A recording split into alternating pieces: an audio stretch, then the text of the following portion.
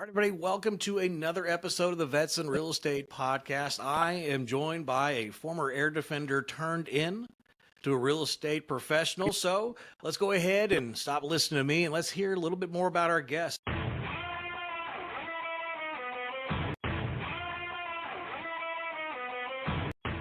Thank you so much for joining us, and thank you so much for being willing to be a part of the show. For sure, Will. Thanks for having me. Yeah, so tell us what you did while you're in the service, Tamla. Yes, I was in air defense artillery. So I was a 14 Tango, which is dealing with Patriot missiles. Okay. Was that always the dream? What got you into the service? Well, always, I just knew I wanted to be in uniform and I'm just really streamlined. So, following standard offers and procedures and things like that was like my thing that I loved.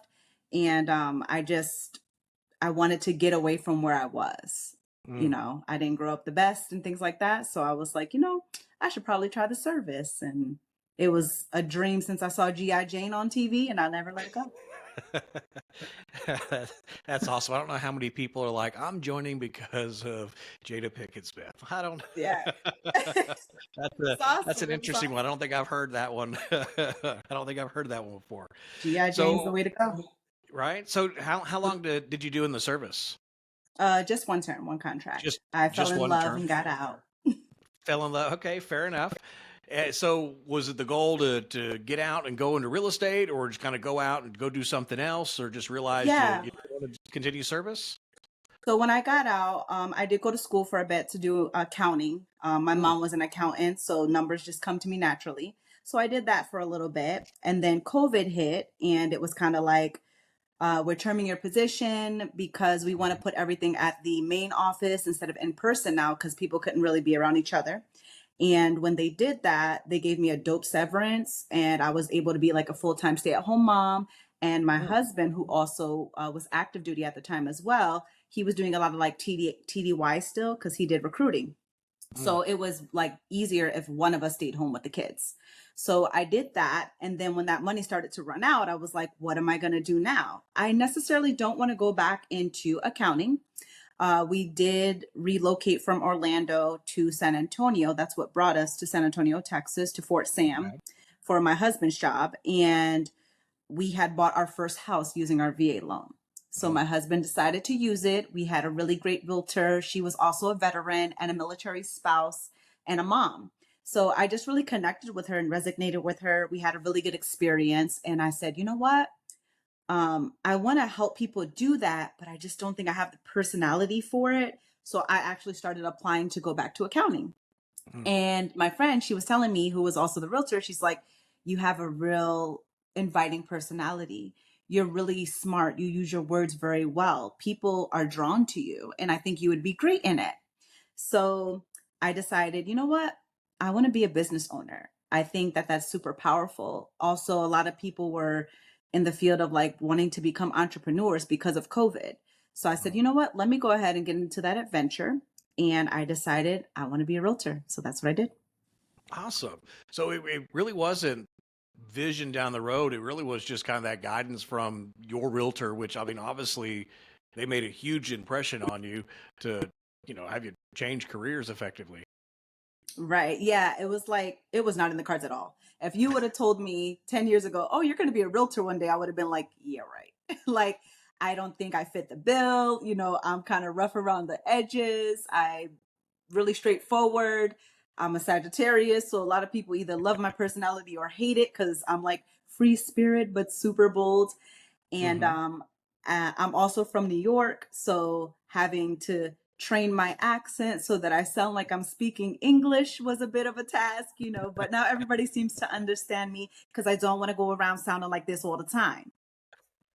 Fair enough. That doesn't go as well in Texas, I could imagine, right? Even though Right. the accent is definitely changing a little bit more as we see more people move this way. Yeah, for So, sure.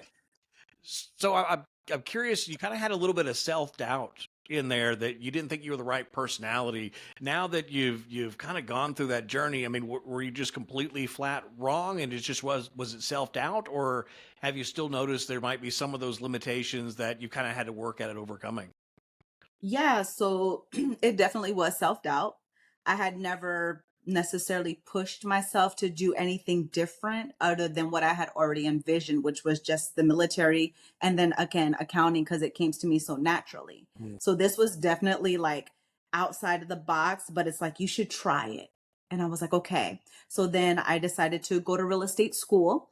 I chose Champion School of Real Estate here in San Antonio because they do an amazing military discount on the school. Mm. So I got to do that. And they do it, I believe, also for dependents. So not only veterans, active duty, but also dependents. So I decided to do that. And once I got into school, which I know in college too, straight A student, so I'm studious. That was Mhm. easy for me. If you can give me a book, I can grasp what's going on. And then going to a brokerage. Now I wanted to be I was like, I just want to make it where I'm like successful enough in my business, but still quiet and low key. I don't want to be big on a billboard. Like, that's just not my forte type deal. And I found myself actually getting into it and it going really smooth. Mm. Coincidentally, after my first like 2 years in real estate, all of a sudden I became the veteran realtor. It was not on purpose. I did not target veterans or the VA loan or anything like that, but it just happened to be something that I was really good at and resonated with. So I Mm. just stuck to it. Now I can confidently say and proudly about 97% of my business is helping other veterans. In the Wow. past 5 years, I've helped for sure over 50 something families, just VA loans alone.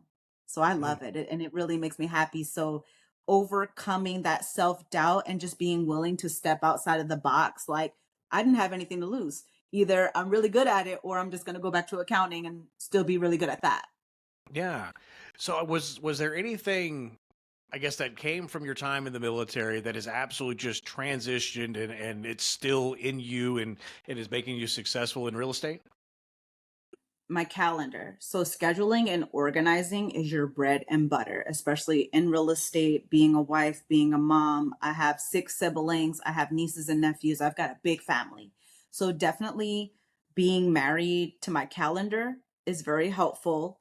And initially when I started my business, I thought that I needed to, when I was planning my business, to plan my personal life around my business. Now, over 5 years in, I actually know you put your personal business on the calendar and you plan your business around your personal life. That I would say, do that. How did you figure that out? Because so many guests we have on here, and we have this conversation over and over and over. My business takes over my personal life. I can't do it. Work life balance. They're lucky to have a spouse that will slap them around a little bit to like, hey, take time to spend with me. Where you're saying it's the complete opposite. Where you're going, this is what I'm going to do for my personal life. Business comes from there. That's a very different concept than what we've heard. How'd you figure that out? Yeah, so I found it more easier. So I had my husband was not supportive of this dream of mine because for him also stability, right, was Hmm. important and it was like income. We have to take care of our family. So he wasn't really comfortable with supporting something that was going to be uncertain, right? You have your commission checks, anything that you do today is for 30 days or more, to get paid at that time. So I really had to buckle down and look. Now initially it was like, okay, I want to I would need a nanny. I need help with cleaning the house. I need help with all these duties, but I didn't have the money to do it. So from a female perspective and being that nurturer in my family because my husband was gone a lot with the military, I had to figure out how I can like have my cake and eat it too, essentially. So what I did was I put all of my kids' things that were really important. If they had sports, activities, things like that, I put those things first. And then what I would do is work real estate around it. And in doing that, I was still able to be that present mom. And then on the side, kind of like I just put my business second. Now, also, what I didn't know is people like to know that you're a real person. Mm. People actually like to know that yes, they are hiring you and you're working for them, but that you also have normal people interests because that's how people connect with you. So for me to be like, hey, I know we're going to have showings this week on Saturday. I'm able to come after my kid's soccer game. Is that okay? I found so many potential buyers and sellers being like, absolutely. That's normal. That's so real. Like we appreciate that. And then when I had to host open houses, I didn't have anybody to keep my kids. So I would get them their little snacks, their tablets, and put them in a corner in a room and say, don't break anything, don't move, and mom's here. And then I was still able to welcome my open house guests, give them the personal tours, let them know, and I'd be like, oh, just so you know, my kid is in that third room over there. So just don't be startled, and people just respected that. They're like, Mm. wow, you're really dedicated to what you're doing and you're a mom. That's a hustler mentality. We love to see it. Very supportive. Eventually it did get to the point where I would be able now to afford the nanny where she could help and do the things with the Mhm. kids. Like I would make every game, but she could do the practices and the homework and get them ready for bed, and I would still do dinner time and tuck them in at night. I was able to get somebody to help, and come in and clean the house, every couple of weeks, so that I wasn't like trying to clean the house for 8 hours and it was a pigsty, so that my kids could also be comfortable, and my husband would kind of come in and out as he would, and the house not be a mess, right? Because that's Mhm. not welcoming. So it was like, once I decided, no matter what, these are my priorities and what's important, and it was like my kids and my family, but I still needed to do that work no matter what, because it's not, for me, it wasn't a work life balance, it was a work life integration. I like that work-life integration. So, I mean, I'm assuming you're looking out as soon as the schedule comes out for school, you're putting down every Thanksgiving lunch, every holiday party, every time your room mom or whatever the case happens to be, it goes on there, and then Mhm. everything else just flat goes around what the family needs to have done. That's right. That's completely right. So I get the kids' schedule like at the beginning of the year. I put all of, if they have my kids have braces, so we got to go to the ortho once a month. They have Hmm. doctor's appointments, they have glasses, right? All of those things. And then I would share it with my husband and be like, who can kind of do what type deal. But for a while, I was just doing it solo. But I think the most eye opener for me where I did take the pivot is because I was also, when my husband would come into town, we didn't have much time to spend together. But let's say someone wanted to do some form of business and it was during our date night that I had on our calendar. I would cancel the date night, go to this showing or whatever it was. It ended up being nothing at all and not successful. But now I have a disappointed husband. Yeah. So, being like, nope, I'm not doing that anymore. It's the business will come to you if you're a good person, you have integrity all the time, and you're honest and open. And I always was that way from the beginning. So I just decided to put my foot down on that. And people really respected it because I was a real person doing real life things and business. And now I get to just tell them the time that I do have available and see what they can do with that.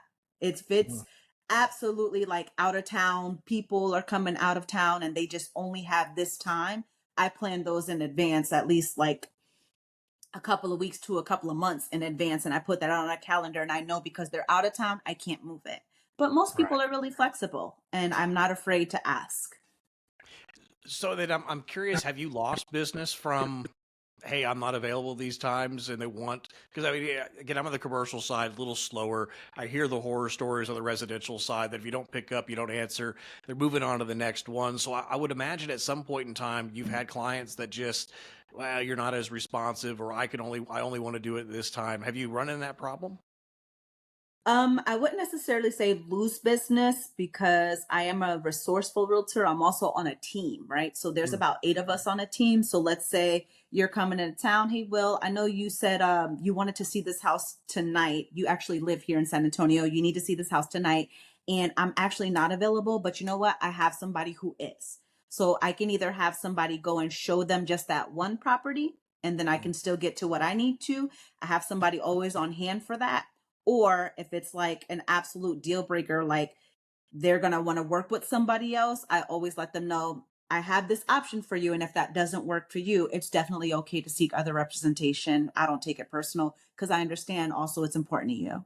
Yeah, and I think that's probably what most agents, especially when they're new, that's the scary thing is you're trying to catch every deal that you possibly can, and Hmm. at least my perspective looking at it, because we're trying to catch everything we can, we build our career, especially early on. We build our career on that way.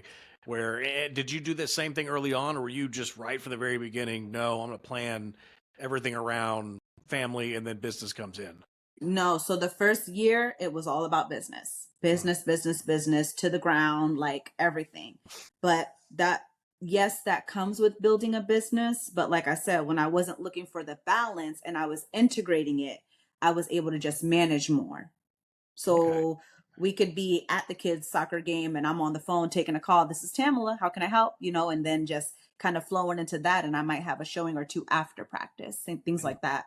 But if I wasn't available, it was scary. Yes. If I wasn't available and somebody was like, I need to see this tonight. And it's like, I understand. I have somebody who can show you tonight. And if that doesn't work, then we can reschedule. And they're like, I don't feel like you have time for me. And they moved on. I let them go with grace because I probably wouldn't want to work with somebody like that. it's fair. That's a it's such a tough point to get to in I think your career where you're okay with saying no to business. And I think in that Yeah. first couple of years you're like, I can't say no. But yet, when you finally get to that point, one, I'll say it's the most freeing thing. There's too many times I got a call earlier today where they're like, "Hey," and I'm like, "Yep, nope, way too much work. The pay's not going to be worth the amount of work that's going to go into this one. I really don't have the time to commit to one more new client. Let me get you with somebody else." And it's such a Right. freeing opportunity to get to that point, but it takes some time. Yeah, for sure. So you'd mentioned that the stability that you and your family are used to, and your husband maybe not being as supportive of it early on. How did that conversation go? Because we hear that often is, "Hey, I'm thinking about real estate, but my wife or my husband doesn't like the idea." Even my wife, she works for the government as well. All of a Hmm. sudden, I'm saying, "Hey, I'm not going to have a regular paycheck. I don't know about this." So how did that conversation go? With you and your husband in that thought process. Yeah. So when I brought it to him, I'm like, hey, I think that this is something I want to do. He was like, okay, that's fine. Because at the time he was just like, I'm easy at starting things, but always I don't finish them Mm, sometimes, so he'll be like, okay, this may be one of her things that she's just kind of thinking about and getting into. So when I did start applying to jobs that would give me more time, right? They were already with less pay than what we were getting with me working an accounting job. mm, But they all kept coming back to me and not wanting to interview me because they would tell me with leadership skills, I'm overqualified a lot. mm, So that was hard. So then I'm telling him, like, I've been applying for these jobs. They're not hearing me. They're telling me I'm overqualified. I can't get a job at CVS. I couldn't get a job at like to save my life, right? mm. So I'm like, this is not going to work. I don't know what else to do. So either way, I do have to have a job to work. So I'm thinking that if I get into this real estate career, it really could be fruitful for us. So what he did is he gave me a deadline.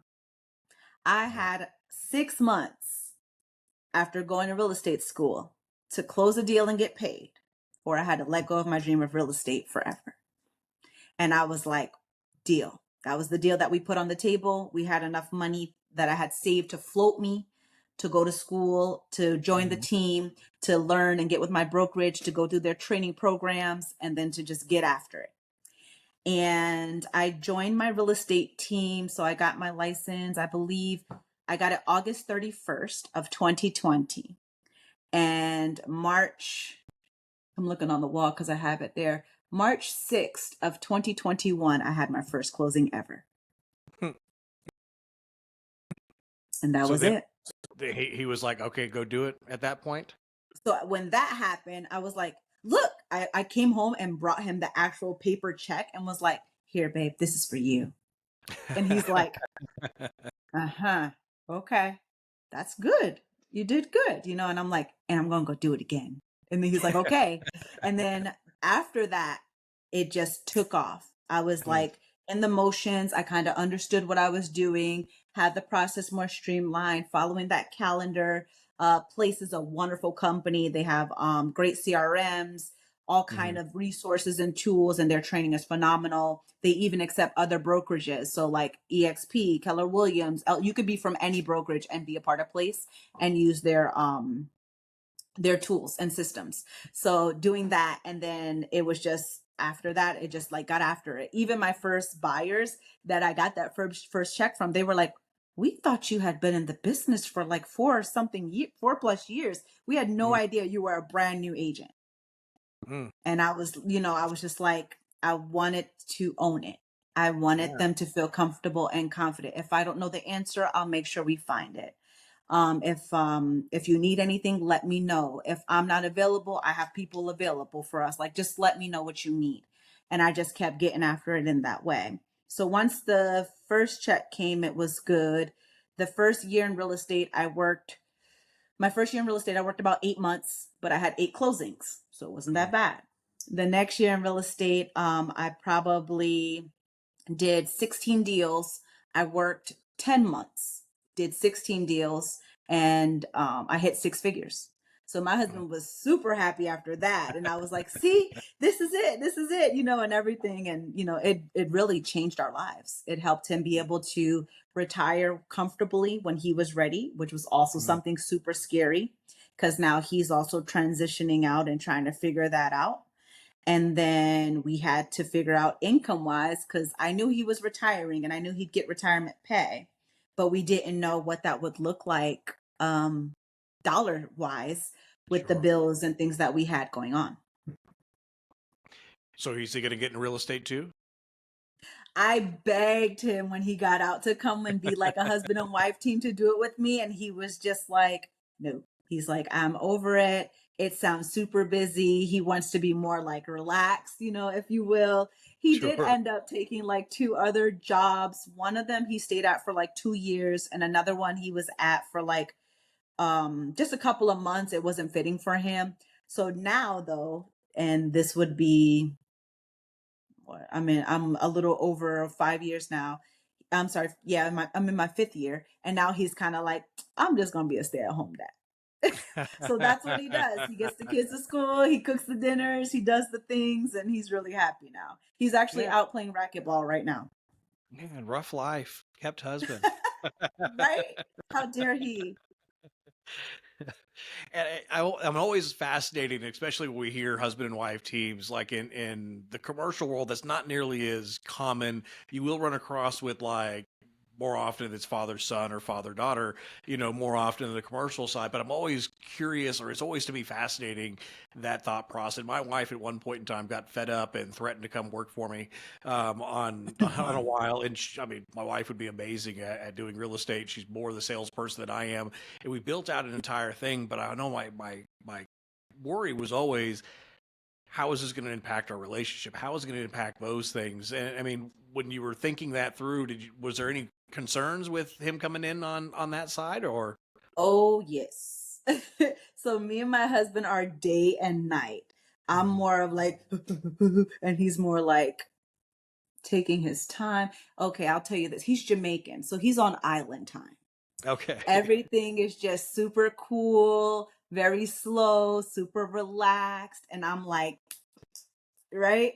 And I was concerned about that. I was like, I'm more like on the fly, I can move quick. He's Mm-hmm. more like, what would I do? So when we did discuss it, we made a really clear boundary that it's like, I already have my business established.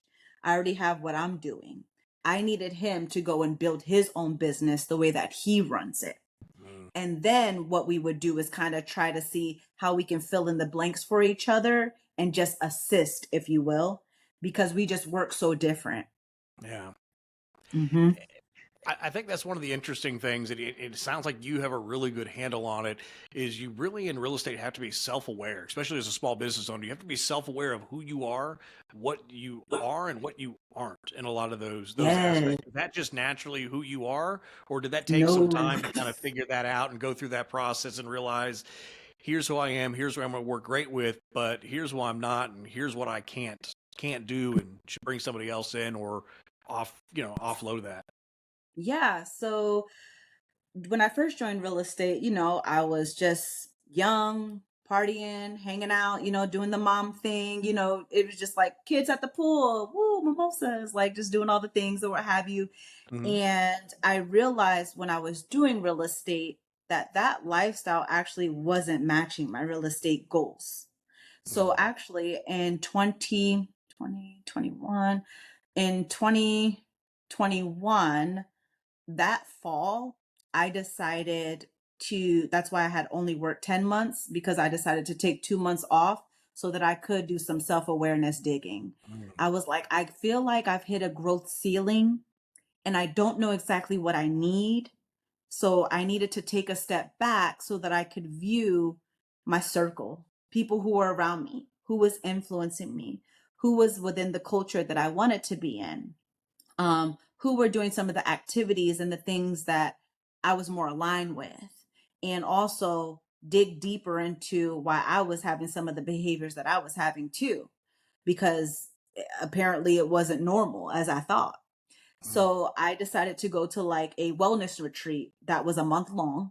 And there, you live there, you stay there, and they have, they give you breakfast, lunch, and dinner. You do some classes throughout the day. You have a psychiatrist, you have a counselor, you have a therapist, and not really like no social media. You're just kind of like cold turkey in it, doing your thing, exercising, and spending a lot of time in here. mm, And I did that. And when I came back, I felt like that was the boost that I needed. Naturally, I just was like, you know what? I don't want to drink anymore. I stopped drinking. I stopped mm, partying and hanging out. My circle who changed just really like naturally it changed by itself. I didn't really have to like let people go. It was just kind of like I wasn't doing what they were doing anymore. So they kind of fell off my radar. mm, And then it just brought more people who had more aligned goals and more who were like in line with the culture that I wanted to be in, including my entire real estate team. Coincidentally, we were all just kind of on that same path of like, this is who we want to be. It also gave me a lot of self-awareness, being in the military, things that I had to endure, your PTSD, your depression, all that kind of stuff that goes with that, and drinking and partying and hanging out, those kind of things too, you know um and it just put all of those things kind of into alignment for me. So I'm so glad that you mentioned self-awareness, because I am not who I was five mm, years ago for sure. And that did help me continue to grow my real estate business, right? I'm not waking up trying to go to the office hungover. I'm not at open houses throwing up, like literally, because I decided to party the night before knowing I had to work and be a business mm. an entrepreneur, right? Business owner. Also trying to balance and like be the mom. I get to actually be the mom. I wake up on the weekends now super early so I can have breakfast with my family that I personally prepared before my open houses, things Mm. like that. And all that gives me joy now, so grateful for that journey for sure. Yeah, and I have to say that that's one of the things we see with a lot of veterans they come through is there's this there coming from the military, you are told what you do, you go and do it, you are part of the mission, and then there's this struggle or this crisis, I think, when we get out of the service of, oh my God, who am I? What am I doing? What's my purpose? Where am I going to go? And it's, I thought it was just me. So kind of similar to what you're saying too. I thought it was just me that had these issues and couldn't figure out. And the more and more we've had these conversations with other just friends in general, and then of course on the podcast, there seems to be this point with every veteran as they come through, they hit this crisis and then they've got to figure out who they are, what their purpose, who they're serving going forward. And once they figure out those three things, business takes off. And it sounds like Right. you kind of had the same thing. You were able to sit down and say, hey, I'm going to take an entire month and go do it, where other people struggle with it maybe for 6 months to a year to figure out how to go through it. But either way, it sounds like, I mean, your journey was not dissimilar to the same journey we've heard kind of over and over and over from veterans that are transitioning, not just in real estate, but just transitioning, period. Mm-hmm. Mm-hmm. Yep, very, very true. And it was so much, like you said, more common than I even imagined. And people seem to now be more getting on that wave, you know what I Mm, mean, of like self-discovery. And I'm not happy, right? I'm tired of feeling like this. I'm tired of waking up every day and just being like, oh, this is my life. And I think the biggest aha for me during that period was with the hustle and bustle of life, and then of military, and then COVID and kids and marriage and all those things. I found myself being unhappy, and I forgot that it was my life and that I had the power to change it. mm, There's like a somewhere in there is like just lost in the movements, the autopilot, right? It's just lost that it's like, this is my life. This really sucks, but it's just my life and this is it.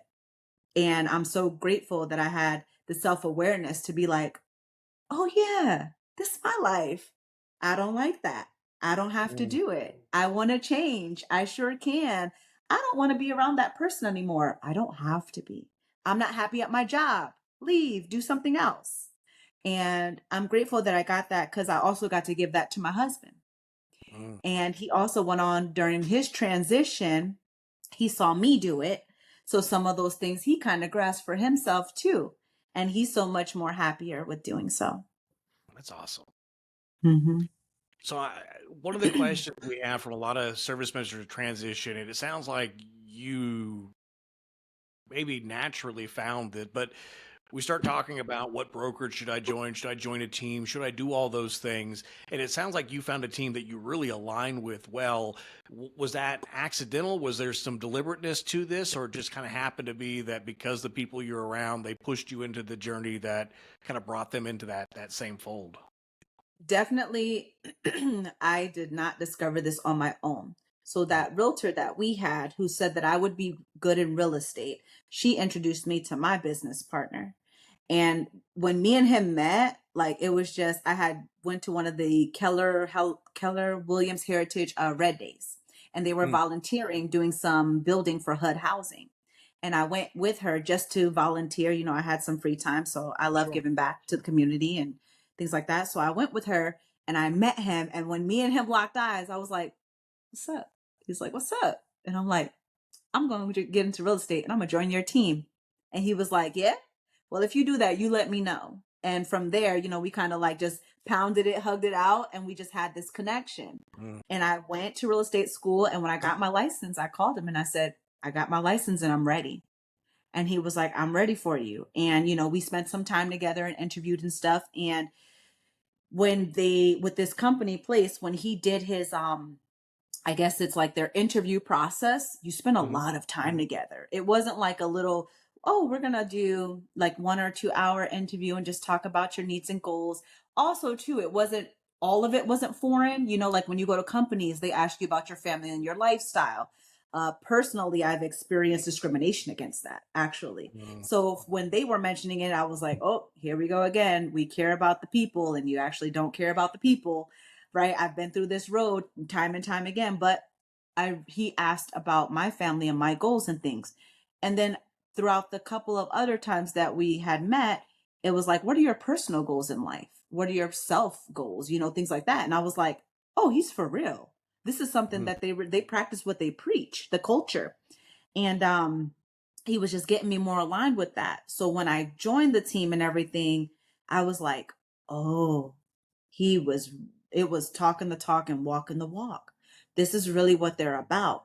And it made me initially feel like I didn't it wasn't like you didn't fit in. They accept anybody the way they kind of are. But mhm, I was like, if I want to do what that person's doing, I need to be more aligned and do some of the things they're doing so that I can get in mm, that way too. There was a husband and wife team coincidentally as well on the team. They were a husband and wife team. And I was like, ooh, maybe me and my husband can do that. And then there were some other departments within the team, like operations, transaction coordinators, marketing, managing, things like that. And I was just like, I had never also too um with joining a company been encouraged to like read a lot of books, right? And I'm looking over here because you know we may have Atomic Habits is over there, Worthy is over there, The Greatest Salesman in the World is over there, Mindset, Grit, um all these kind of other self-help books and things like that. And they just with the culture are like, if you want to be a high performer, we suggest you read things like these. If you want to be a high performer, we suggest that you adopt habits like these. And I was like, oh, I really like this. And that was really what helped me figure out I've hit the ceiling. I don't know what it is I need. Let me back out and do that. Did those things, came back and was like, okay, I'm past that ceiling. Let me try to adopt some of these habits. Let me read some of these books. Let me do some of these things.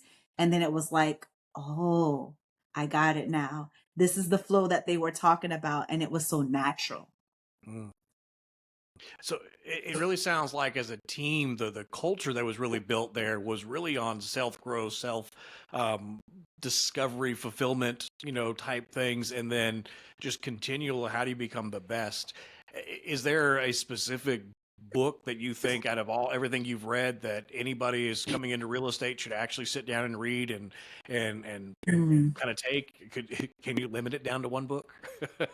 Um, Probably the first book I did read was The Greatest Salesman in the World. Okay. That was the first book that I absolutely read, and it wasn't what I thought it was going to be like, and I really enjoyed it. I found myself just kind of reading the little one or two chapters. It's a quick read, Hmm. and it was really motivating in my first couple of months of joining. So I was just really encouraged. Like that's a good one to start with for sure.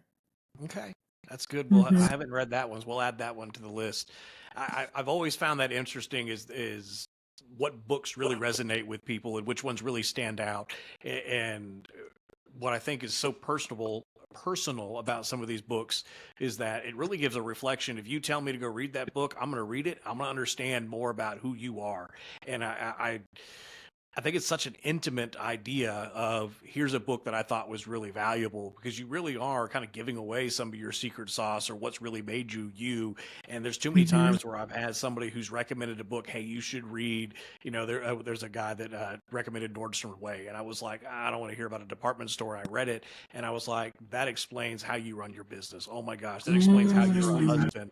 It is such a, it sounds like such a nonchalant, oh, what's your favorite book, what you've read, but it really is such a personal thing. And now, whenever I get a, hey, you should really read a book, I've taken that as a very, let me get, this is an opportunity for me to really get to know you, and then the next time we talk, I really get a Hmm. chance to understand who you are. And it's such a weirdly benign question, but such an intimate one that when you actually go through with it, such a great opportunity to understand who they are, especially if it's a leader that you're trying to emulate or somebody you're trying to be like.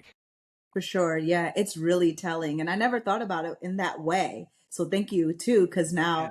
now, I may be asking people too so that I can learn about them and how they are. So the fun thing is, you find somebody that you don't like, what's your favorite book? And you read it, you're like, you're nothing like that. You didn't understand the book. Or you're like, oh, that's why you're the way you like it. It kind of goes both Get it. ways as well. And it's fascinating what books they find are really some of their favorites, to read, both kind of business and professionally, or sorry, Hmm. personally, what some of those favorites are as well. Yeah. So Have you as read we, Unreasonable Hospitality by Will Guidara? that one I have not, no. Dope. Super dope. That's Okay. another good one. So between The Greatest Salesman in the World and Unreasonable Hospitality, now that you're having me connect them, that's me 100%. Is it? That's Yep. see that I always find that fascinating. And again, I'm a bit of a nerd, so I like, those are the things that I always find fascinating. My wife gets mad because I'll order all these books and they'll sit there and it'll take me a month to read because I just don't have the time sometimes. It'll Yeah, for take me a sure. while, but it's one of those, I'll come back and it's like 6 months later somebody recommended a book and I'm like, I understand. I understand so much Mm-hmm. more. Mm-hmm. Mm-hmm. That's so true. Thank you for that suggestion. So as we're starting to wrap everything up, one of the last questions we ask kind of over and over for the veterans is, looking back, you're 5 years in real estate, you had a couple of years in accounting and all that before you transitioned out. If you were talking to the you that was getting ready to get out of the military, is there a lesson that you learned the hard way that wish you didn't learn as difficult, or maybe something you would have done different that you wouldn't want to see somebody who was you make those same mistakes or learn those same lessons? Maybe the lesson's valuable, but you didn't have to learn it nearly as hard as what you learned it. Sure. Um, be willing to learn. We don't know everything. It's Mhm. okay to shut up and listen sometimes. And definitely people, successful people, especially if you think about it, anybody who runs a business, who's successful in leadership, things like that, they don't get there alone. You never do. People need people. Trust people and their systems, especially if they've done it. So if they bring you the answers to the test, like I'm with Keller Williams Heritage and I'm with the Texas Homeownership Group with Place, they gave me the answers to the test. And I had saw with my team leader, he was super successful in only 6 years, super successful, Mm. like debt free, just living the dream and doing real estate, which is what he loves now. I said, you know what? I'm going to be quiet. I'm going to humble myself. I'm going to be open minded. I'm going to learn. I'm going to let him teach me. And to be a part of people, I needed people. So just Mm. definitely like be open to finding your people because nobody gets to the top alone. And I know a lot of people say, oh, it's lonely at the top. I promise I get to go to work and high five some of my best friends, and we're personal friends now in business every day. I feel like we go to work, so we go to the office to go chop it up, make a bunch of money, and have a good time. That's great. Tamala, thank you so much for your time. Thank you so much for being as open as you were about your journey and everything. Such a great story. If they wanted to find, or one of our viewers wanted to find you, what's the best way they can reach out to you, they can connect with you? Yeah, for sure. I have all social media platforms. So Instagram, TikTok, Facebook, all of that. It's all Tamala Ringrose at Tamala Ringrose. Too easy to find you. Thank you so much for your time. And for those that are viewing, if you enjoyed the episode or got questions, feel free to throw those in the comments. If you think somebody you know would have some value to this episode, feel free to share it. Let them know what would be what you thought was the best part, so that they can turn around and then dive in and see. There's a lot of gems in this one that I think I'm going to come back and rewatch a couple times, especially get those book recommendations. So when I see you the next time, I'm like, I understand you from there on. But For sure. thank you so much for your time on this one, and we hope to see your success just continue from here. Yeah, it's been a pleasure. Thank you so much.